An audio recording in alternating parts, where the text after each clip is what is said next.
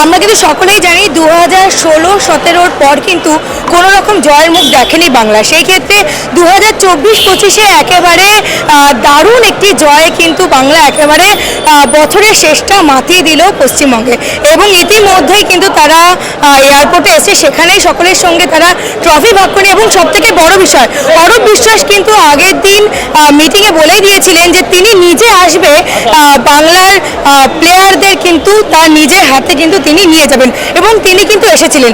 এবং মোহামেডান ক্লাব থেকেও অনেক দর্শনার্থী এসেছে। সব থেকে বড় বিষয়, বাংলা এসেছিল এবং গোটা জায়গায় দেখতে পাচ্ছেন এখনও অবধি কিন্তু সেলফি তোলাতুলি হচ্ছে খেলোয়াড়দের, এবং এখানে আপনি দেখে বুঝতে পারছেন যে এখনও জমজমাটি ভাবটা কিন্তু লেগেই আছে। এবং সব থেকে বড় বিষয় যেটি সব থেকে খুশি হচ্ছে পশ্চিমবঙ্গের মানুষ, বিশেষ করে বাংলার মানুষ, কারণ এটি বাংলার জয়। আর এই বাংলার জয় অবশ্যই সকলের সাথে ভাগ করে দিতে পুরো বিষয় থাকছে শুধুমাত্র আপনাদের জন্য।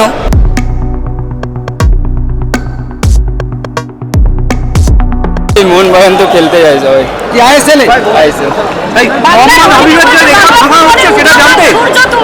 নিজের কি মনে হয় আরো বড় সাফল্যের জায়গায় বাংলার ফুটবলকে নিয়ে যেতে পারবে? একদম নিশ্চয়ই, এটা সবাই চাই। ক্রীড়ামন্ত্রীর কাছে কি চাকরির জন্য আবেদন করলে? এখনো বলতে পারছি না এটা, এখন এটা ক্যাপ্টেন জানে।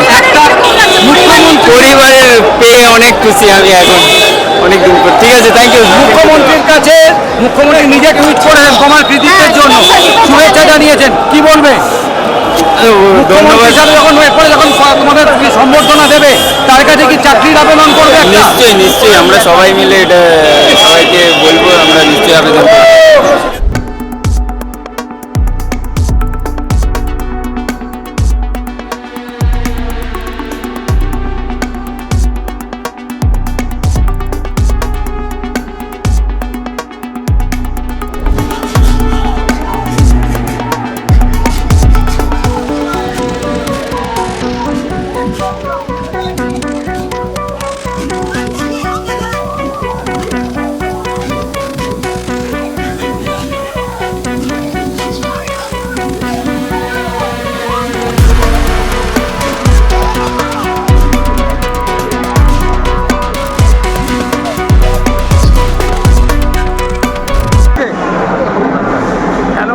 খেলোয়াড়েরাই প্রাপ্য সম্মানটুকু পাক।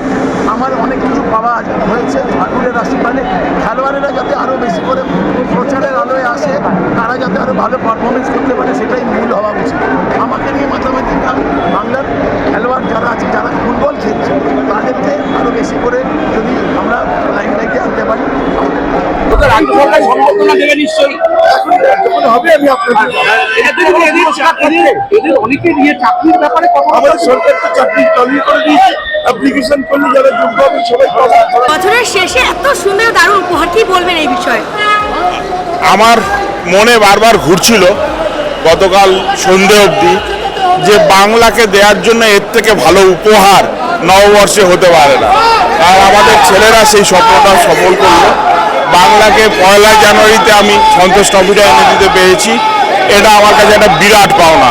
এবং hats off to our boys, যারা আধিপত্য নিয়ে প্রত্যেকটা ম্যাচ খেলেছে, আনবিটেন কমপ্লিট করেছে সন্তোষ ট্রফি চ্যাম্পিয়ন হয়, এটা কিন্তু একটা বড় পাওনা। এবং রবি হাসদা হাবিবের রেকর্ড টাচ করেছে, এগুলো কিন্তু সব এই সন্তোষ ট্রফির আউটকাম।